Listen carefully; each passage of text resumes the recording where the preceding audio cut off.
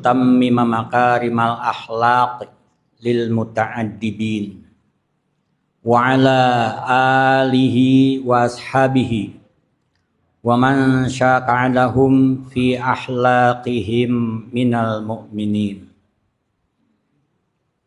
Amma ba'du, qala la ilma lana illa ma'alamtana innaka antal alimul hakim. Hadirin jamaah taklim Masjid Jami Baitur Rahim yang dirahmati Allah,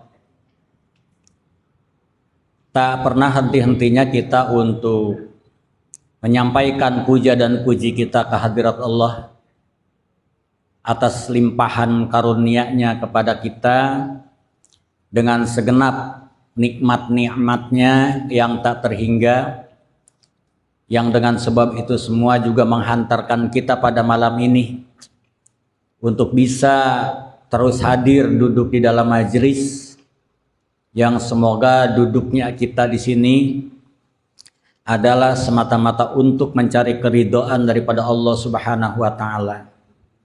Yang semua itu bisa ditempuh hanya dengan ilmu, dan tanpa ilmu maka niscaya kita tidak akan dapat menyentuh daripada ridhonya Allah, karena segala sesuatu harus ditempuh dengan ilmunya. Dan semoga duduknya kita di sini dapat menyerap banyak ilmu-ilmu yang disampaikan baik oleh firman-firman Allah maupun hadis-hadis Rasulullah, sehingga menjadi panutan dan panduan dalam hidup kita. Salawat teriring salam senantiasa tercurah kepada junjungan kita Nabi besar Muhammad Sallallahu Alaihi Wasallam. Salawat yang sebesar-besarnya dan sebanyak-banyaknya, yang hanya layak diterima oleh beliau, oleh keluarganya, oleh penerusnya, sampai kepada segenap umatnya yang senantiasa setia untuk menelusuri, mempelajari risalah-risalah yang dibawanya, dan juga menghidupkan sunnah-sunnahnya hingga yaumil kiamah. Kita berdoa semoga Allah memberikan kesempatan kepada kita untuk menjadi umatnya yang terbaik, sehingga kita bisa mendapatkan syafaatnya nanti di yaumil kiamah dan bisa menempati satu tempat yang mulia di dalam surga bersama baginda Rasulullah Sallallahu Alaihi Wasallam. Hadirin jamaah taklim rahimakumullah, kita lanjut kajian kita yang kemarin kita sudah membahas tentang apa? Bahwa ibadah harus dengan cara yang diajarkan oleh Nabi Shallallahu Alaihi Wasallam. Ya, itu persyaratan-persyaratan ibadah diantaranya. Ya, sudah banyak yang kita bahas, tapi masih tetap belum tuntas. Ternyata ibadah itu banyak syarat-syaratnya untuk bisa menjadi ibadah yang sempurna.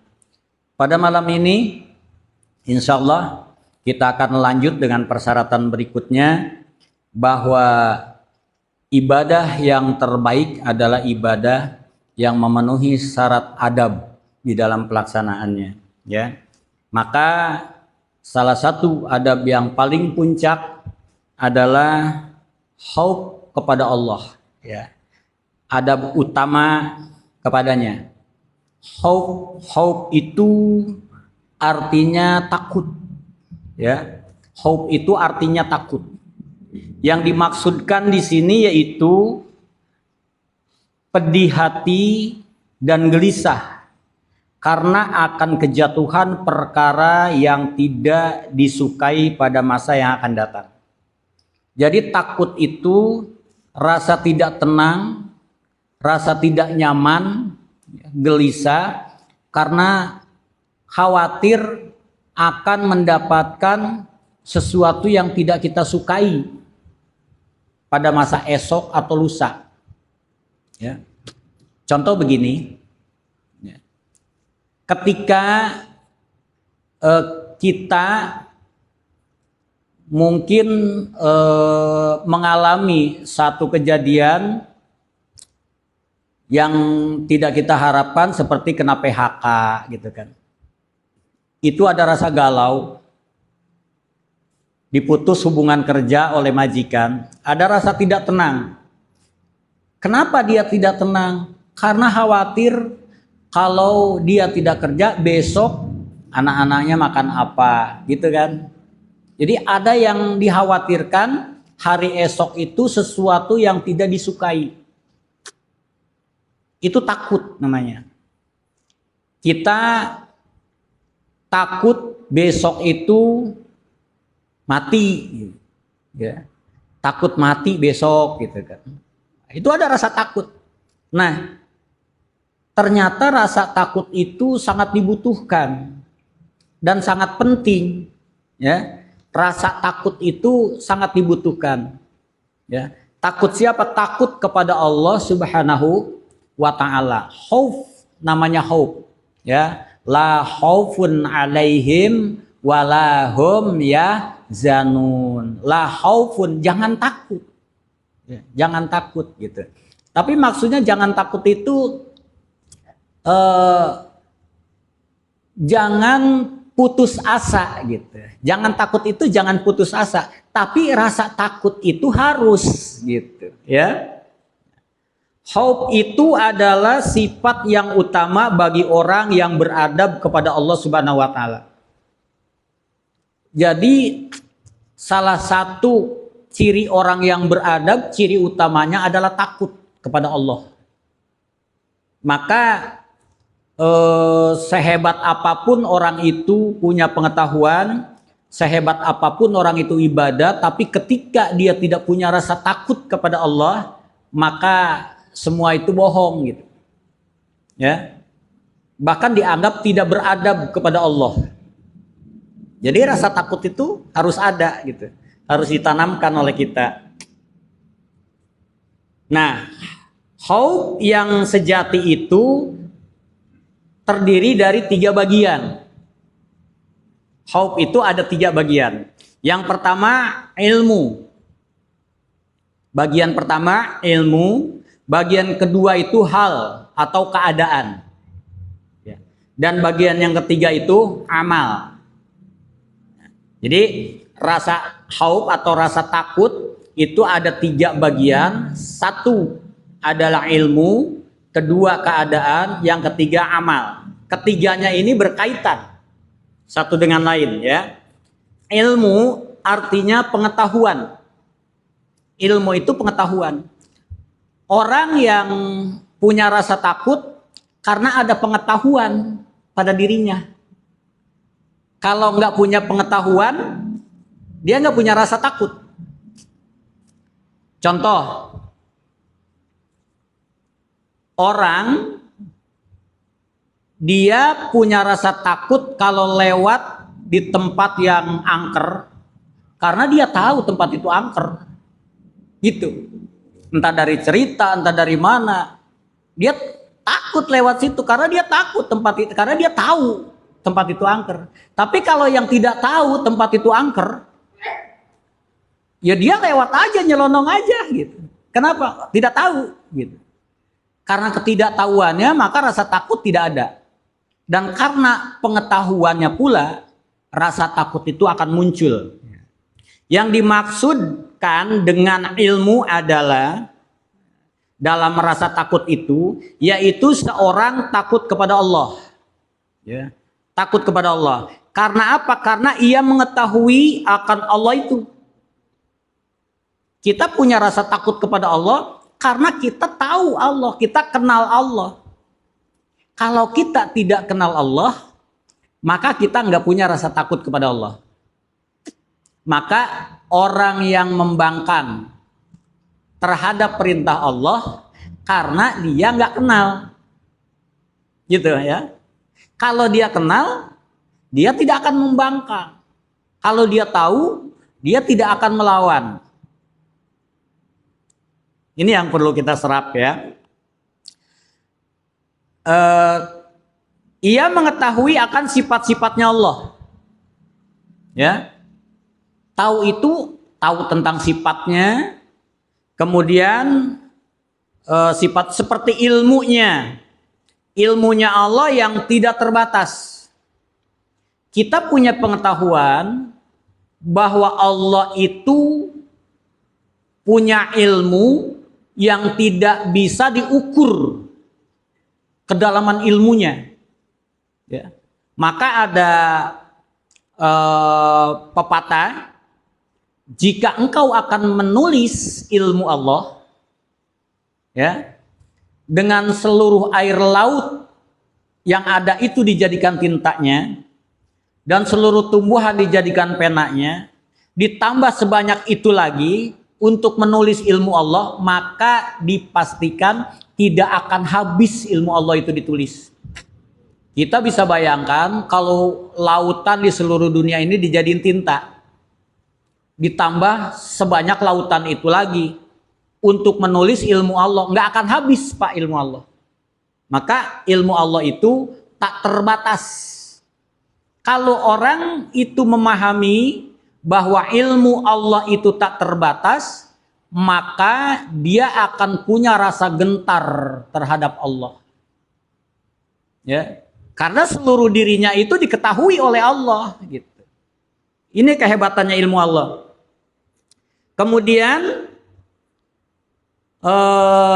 dia juga tahu kekuasaannya Allah yang tidak dapat dikalahkan.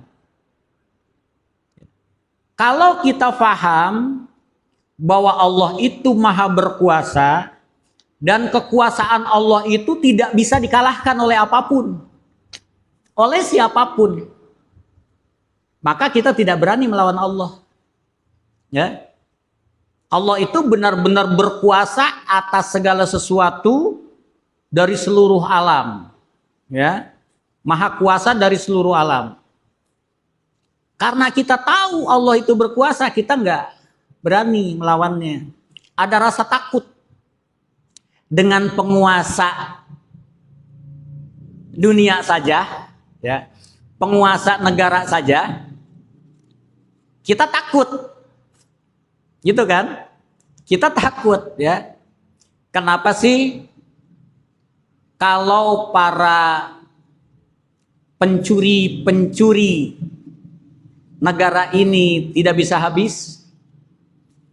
Karena takut menindaknya, gitu. Apakah yang berwajib tidak bisa menangkap para pencuri itu? Bisa. Tapi kadang takut. Takut kepada yang berkuasa di atas pencuri itu. Karena takut itu, maka dia tidak bisa berbuat sesuatu. Ya, karena takut. Saya teringat dulu ketika di awal-awal saya menjadi seorang pegawai negeri. Saat itu partai masih ada 3. Ya, saya berani ngomong sekarang partai udah nggak laku. Jadi bebas ngomong deh. Kalau dulu, wah diem, takut. Ya. Seluruh pegawai negeri itu ada di bawah naungan Golkar. Pada suatu saat kita mendapatkan screening. Apa itu screening? Pokoknya semacam wawancara. Itu tidak berani kita untuk menunjukkan sikap yang bertentangan dengan Golkar. Ini nanti bakal di-upload ya, biarin aja lah. Gak masalah, udah gak laku. Ya, gitu. Gak berani itu. Kenapa? Karena kalau saat itu saya berani membangkang, pasti gagal saya untuk jadi PNS. Karena rasa takut itu saya tidak berani membangkang gitu. Itu kepada sesama manusia. Sekarang kita alihkan rasa takut itu kepada Allah. Partai dibanding dengan Allah nggak ada apa-apanya. Allah itu berkuasa dengan segala-galanya. Dari jenisnya manusia, binatang, sampai kepada iblis, malaikat, di bawah kekuasaan Allah. Tapi kenapa kita begitu beraninya untuk melawan Allah? Karena pengetahuan kita tentang kekuasaan Allah itu sangat minim. dan mungkin tidak dihayati kekuasaannya oleh kita. Sehingga kita berlaku sombong di hadapan Allah gitu. Nah, dalam hal ini rasa takut itu dibutuhkan gitu ya. Dibutuhkan. Kebesarannya Allah itu luar biasa. Karena seluruh alam ini berada di bawah naungannya, di bawah kekuasaan, berarti Allah itu benar-benar maha besar. Ya. Maka kalimat takbir Allahu Akbar itu bukan sekedar untuk diucap, tapi ketika mengucapkan Allahu Akbar, itu benar-benar dirasakan bahwa Allah yang maha besar dan kita itu sangat kecil. Itu harus dirasakan oleh kita, gitu ya. Nah kemudian dengan rasa takut itulah maka kita tidak berani untuk membangkang kepada Allah, ya. Contohnya seperti takutnya para malaikat Allah. Para malaikat Allah itu adalah satu jenis makhluk, ya, yang tidak pernah berbuat maksiat kepada Allah. La ya'sunallah. Malaikat itu tidak pernah berbuat maksiat. Tidak pernah menyalahi aturan yang sudah ditentukan oleh Allah kepadanya. Ya. Wa yaf'aluna ma yu'marun, dan malaikat itu selalu mengerjakan apa yang diperintahkan kepadanya. Jadi kalau ada malaikat yang sejak dia diciptakan, dia diperintahkan untuk bertasbih kepada Allah seumur hidupnya sampai nanti hari kiamat, ya dia bertasbih terus. Entah berapa ribu tahun, juta tahun dia dihidupkan oleh Allah, ya terus saja bertasbih dan dia nggak pernah rasa lelah. Mengapa? Karena malaikat itu makhluk yang paling kenal dengan Allah. Makhluk yang paling kenal dengan Allah itu malaikat. Ya, gak berani dia membangkang. Malaikat Jibril saja yang konon dijelaskan sebagai komandannya para malaikat, pembesarnya malaikat. Ketika dia menghantarkan baginda Rasul untuk bermi'raj, ketika masuk Sidratul Muntaha, malaikat Jibril gak berani masuk. Kenapa? Karena memang gak ada izin. Gak ada izin buat Jibril masuk ke sana. Yang diberikan izin cuman Muhammad. Malaikat Jibril walaupun dia lebih tinggi kedudukannya dari Muhammad, gak berani melanggar. Kata Jibril, wahai Muhammad, silakan lanjutkan perjalanan. Aku mengantar hanya sampai sini. Kata Muhammad, loh mengapa? Kenapa gak sama-sama masuk? Aku tidak mendapat izin untuk masuk ke sana. Hanya engkau yang mendapat izin. Betapa mulianya baginda Rasul. Dan betapa mulianya pula Jibril patuh. Kalau dia nggak takut, dia masuk. Ya, beda dengan manusia. Manusia beda lagi. Ya, pokoknya lewat jalan mana, yang penting bisa masuk kan gitu, Mas Ipung ya. Lewat jalan mana, yang penting bisa masuk gitu. Nah, inilah banyak akalnya kalau manusia. Ya, karena apa? Karena ada nafsunya itu, ya. Nah, sebagaimana firman Allah Subhanahu wa taala, yakhafuna rabbahum min fawqihim wa yaf'aluna ma yu'marun, ya. Mereka takut kepada Tuhan mereka yang di atas mereka, serta mereka kerjakan apa yang mereka diperintah. Itulah malaikat.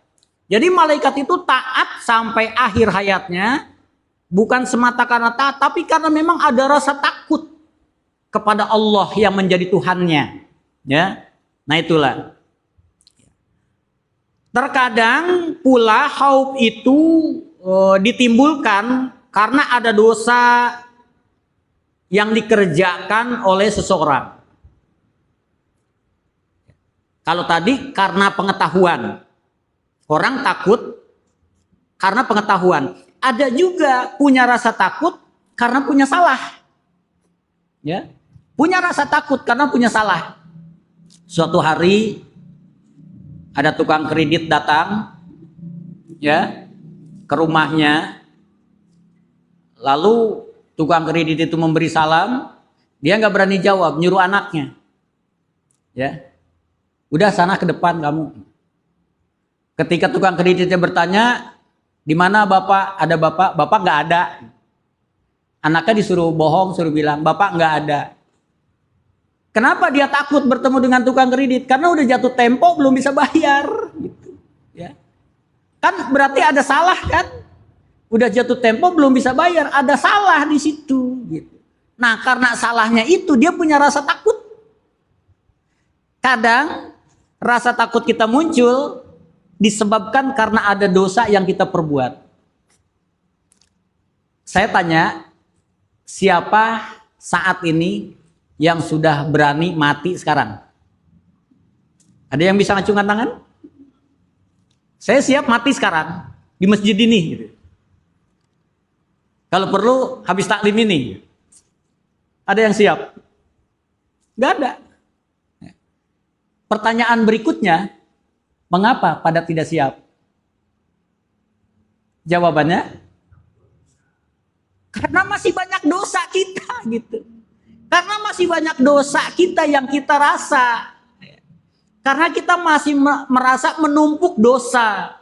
Karena dosa itulah kita punya rasa takut. Jadi bisa jadi rasa takut itu ditimbulkan karena ada dosa yang pernah kita perbuat.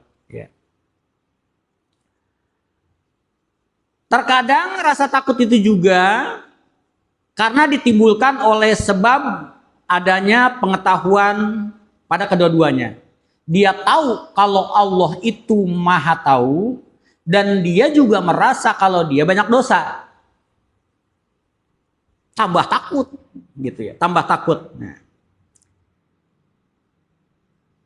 Kemudian pernah diterangkan di dalam firman-Nya juga, innama yakhsyallaha min ibadihil ulama. Sesungguhnya tidak takut kepada Allah daripada hamba-hambanya melainkan ulama.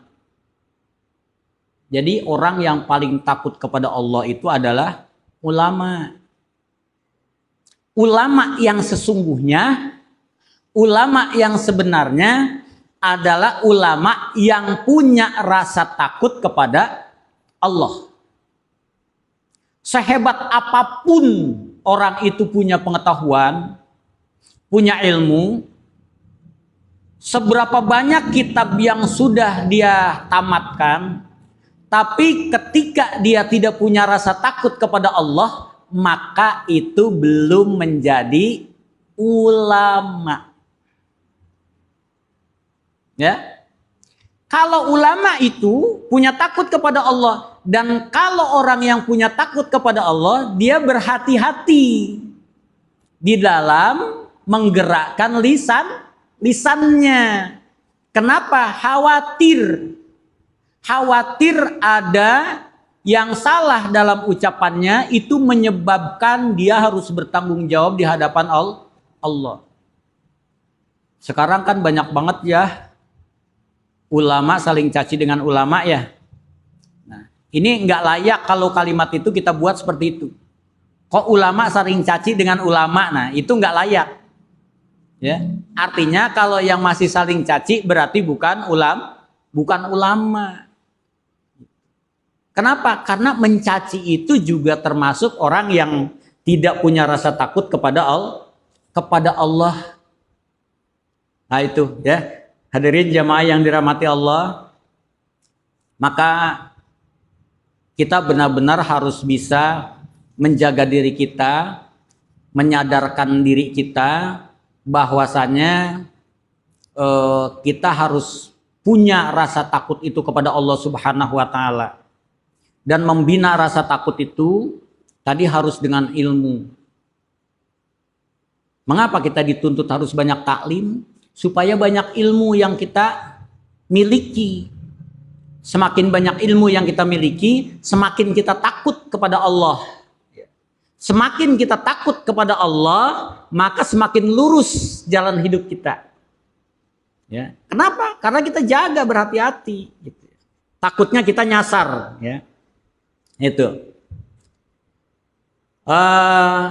Dalam sabda Rasulullah SAW, wallahi la ana a'lamuhum billah wa asyadduhum khasyah.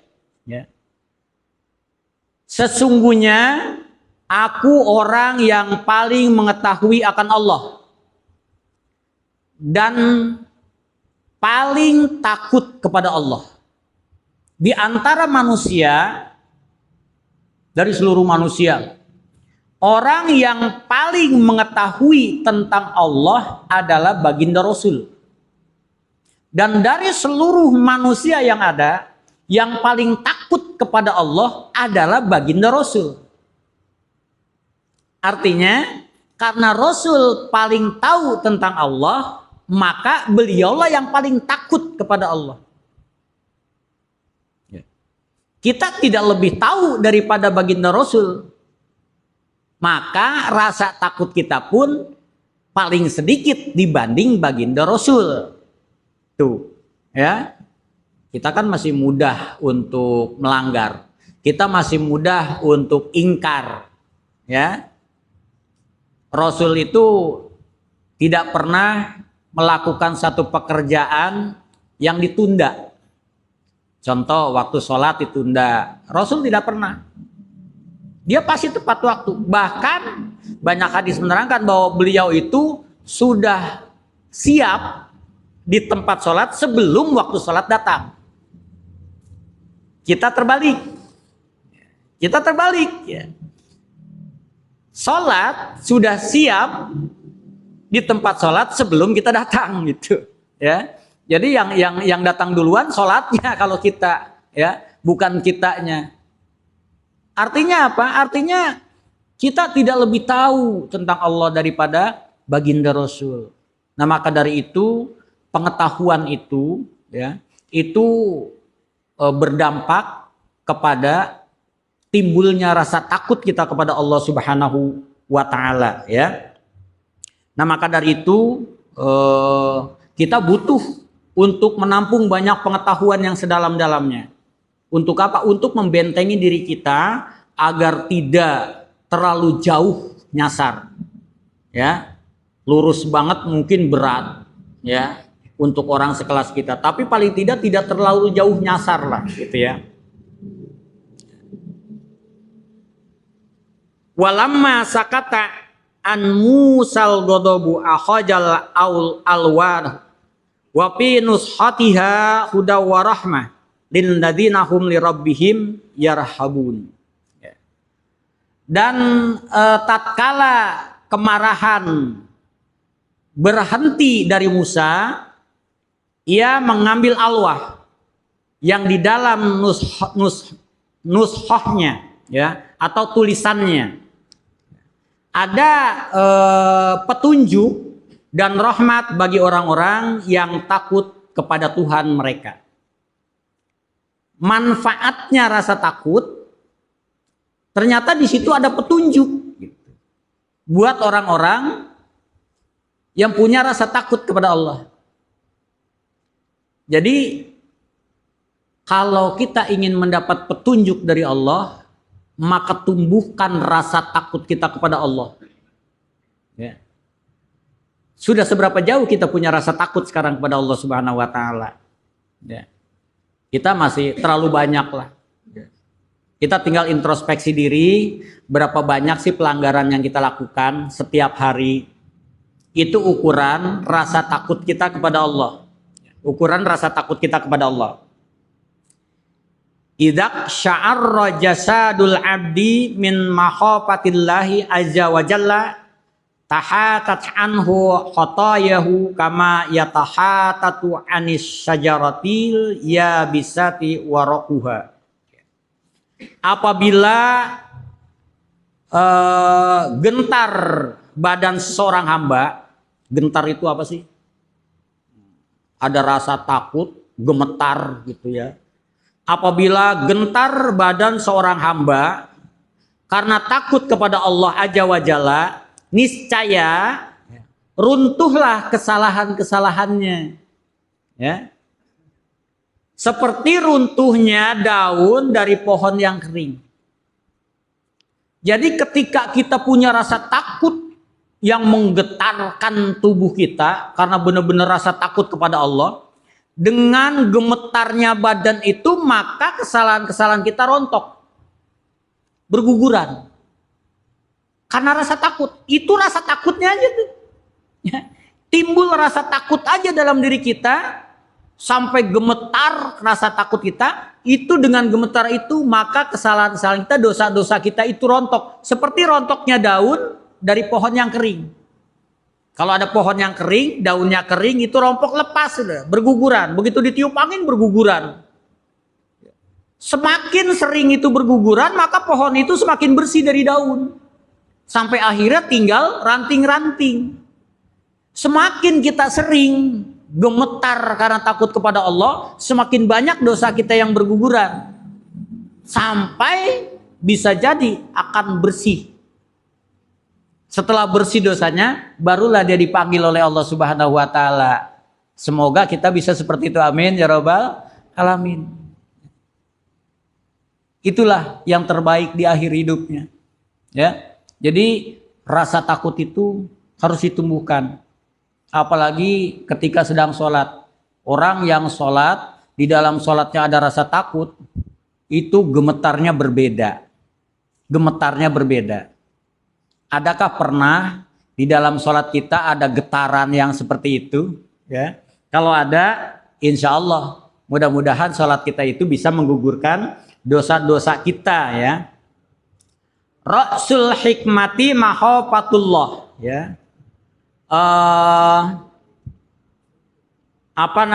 Pangkal, ya,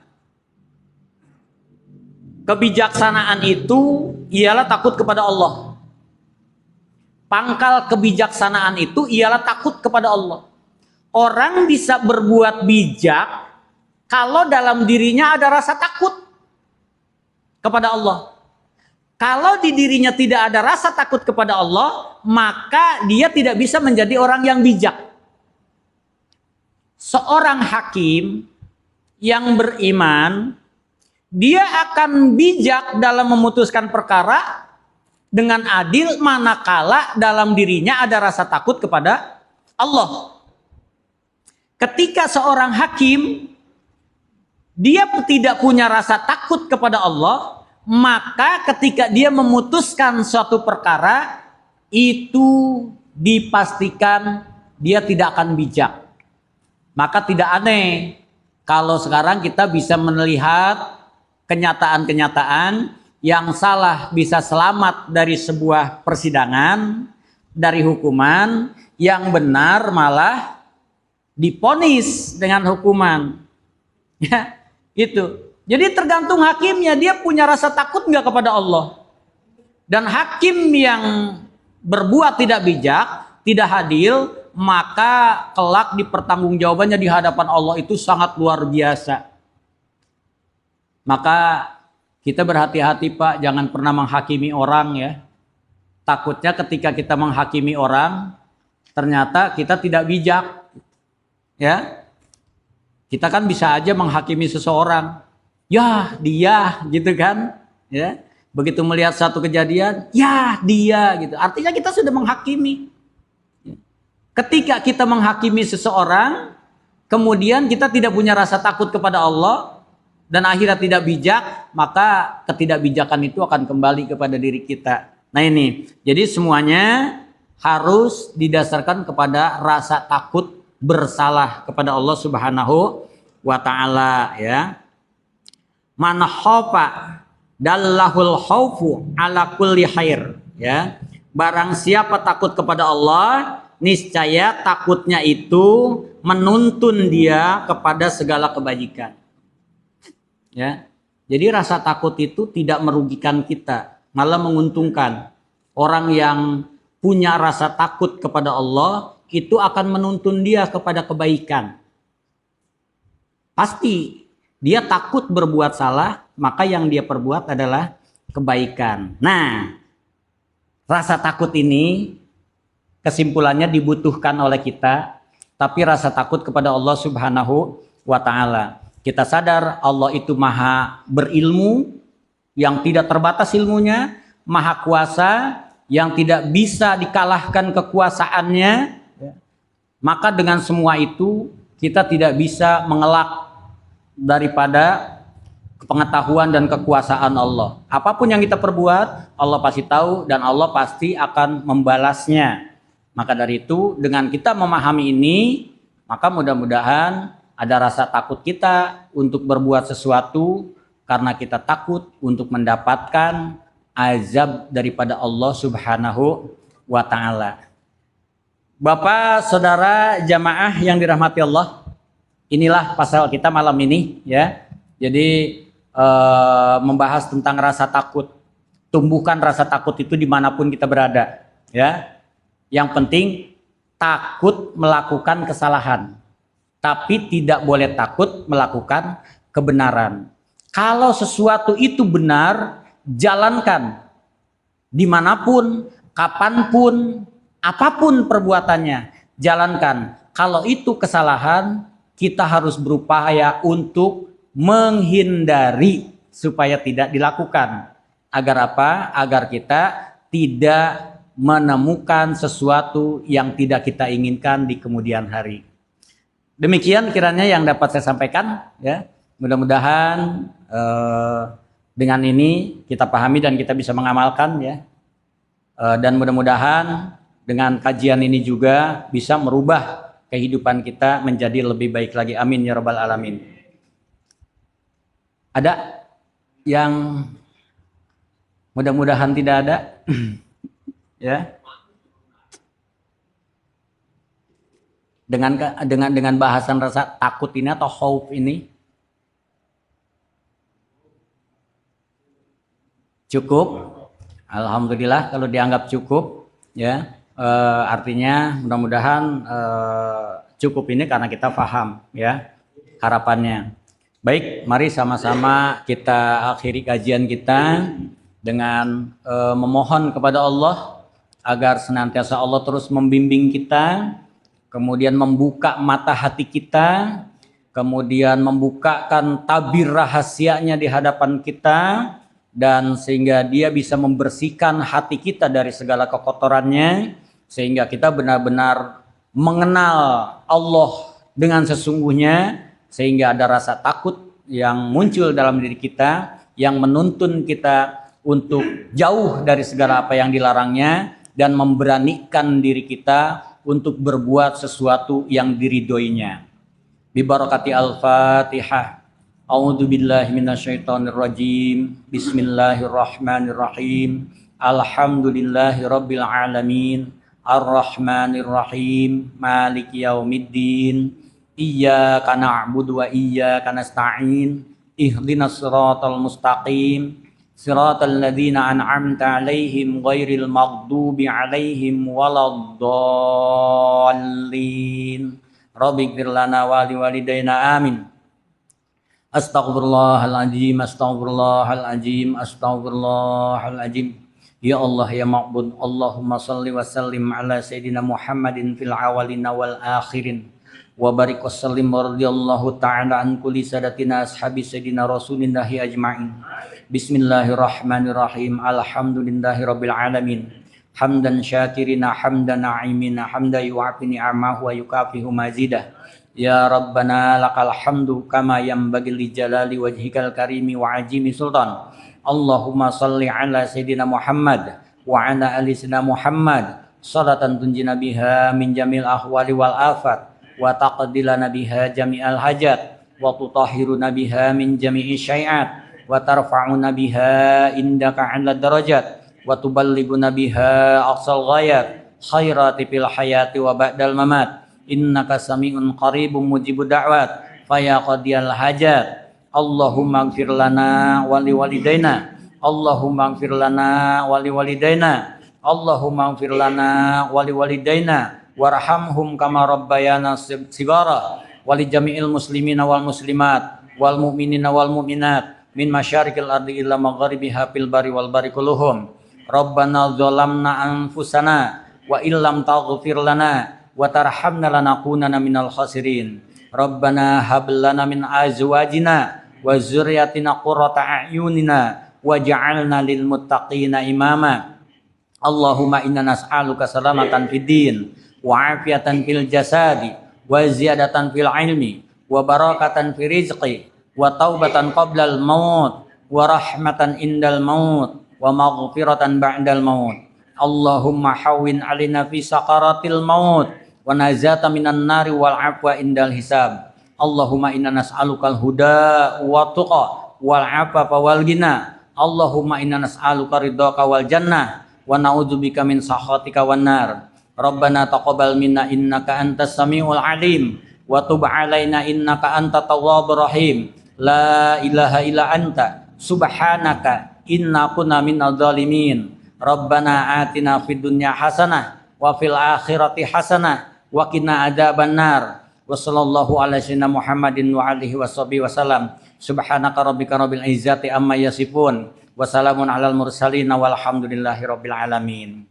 Sekian dan demikian, kurang lebihnya mohon maaf. Subhanakallahumma wa bihamdika asyhadu an la ilaha illa anta astaghfiruka wa atubu ilaik. Billahi taufiq wal hidayah. Wassalamualaikum warahmatullahi wabarakatuh.